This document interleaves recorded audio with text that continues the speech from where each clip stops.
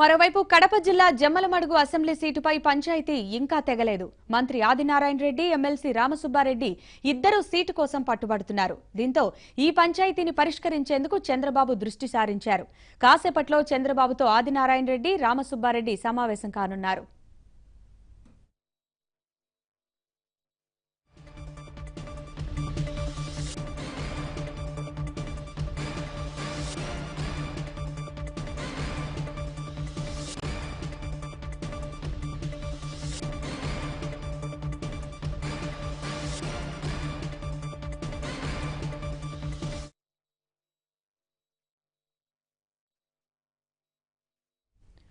జమ్మలమడుగు సీటుపై నెలకొన్న వివాదాన్ని పరిష్కరించేందుకు టీడీపీ అధిష్టానం ఓ నిర్ణయానికి వచ్చింది.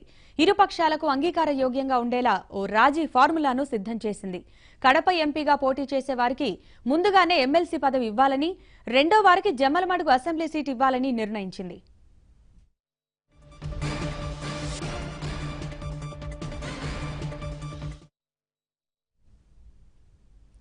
జమ్మలమడుగు సీటు కోసం ఇటు మంత్రి ఆదినారాయణ రెడ్డితో పాటు అటు రామసుబ్బారెడ్డి కూడా గట్టిగా ప్రయత్నిస్తున్నారు. ఇద్దరిలో ఒకరిని కడప నుంచి లోక్సభకు పోటీ చేయాలని చంద్రబాబు గతంలోనే సూచించినా ఏ ఒక్కరూ పూర్తి స్థాయిలో అంగీకరించలేదు. దీంతో రాజీ ఫార్ములా తయారు చేశారు.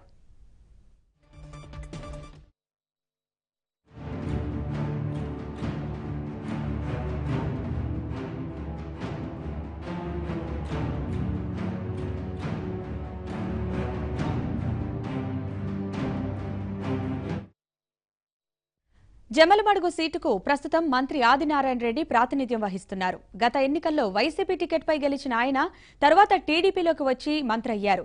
అక్కడ టీడీపీ అభ్యర్థిగా పోటీ చేసి ఓడిపోయిన మాజీ మంత్రి రామసుబ్బారెడ్డికి అధిష్టానం ఎమ్మెల్సీ ఇచ్చి ప్రభుత్వ విప్ పదవి కూడా కట్టబెట్టింది. ఇప్పుడు లోక్సభకు పోటీ చేసేందుకు ఆదినారాయణ రెడ్డి అంగీకరిస్తే ముందుగానే ఎమ్మెల్సీ పదవి కట్టబెట్టాలని భావిస్తోంది.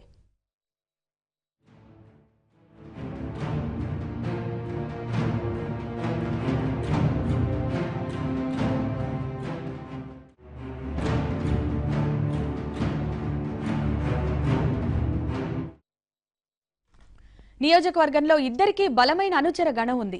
అందుకే ఒకరిని కడప ఎంపీగా, మరొకరిని జమ్మలమడుగు ఎమ్మెల్యేగా నిలపాలని టీడీపీ అధిష్టానం భావిస్తోంది.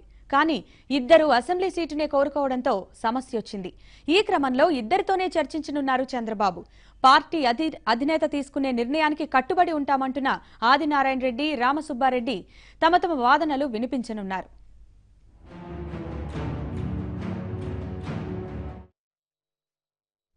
చీరాల ఎమ్మెల్యే ఆమంచి కృష్ణమోహన్ కూడా చంద్రబాబుతో భేటీ కానున్నారు. పార్టీలో ఎదుర్కొంటోన్న ఇబ్బందులను చంద్రబాబు దృష్టికి తీసుకెళ్తానని ఆమంచి చెబుతున్నారు.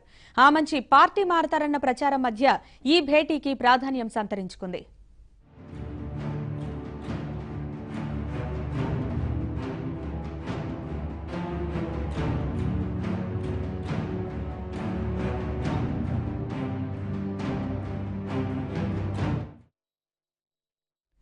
రోషయ్య ముఖ్య అనుచరుడిగా రాజకీయాల్లోకి వచ్చిన ఆమంచి కృష్ణమోహన్ 2009 ఎన్నికల్లో కాంగ్రెస్ నుంచి ఎమ్మెల్యేగా ఎన్నికయ్యారు.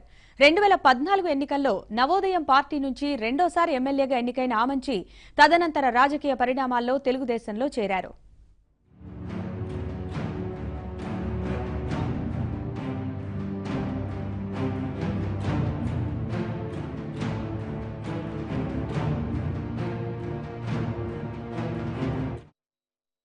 అయితే స్థానిక టీడీపీ నేతలతో ఆమంచి ఇమడలేకపోయారు. పైగా అధినాయకత్వం కూడా తనకు పోటీగా ఉన్న నాయకులకు ఎక్కువ ప్రాధాన్యం ఇస్తోందని భావిస్తున్నారు.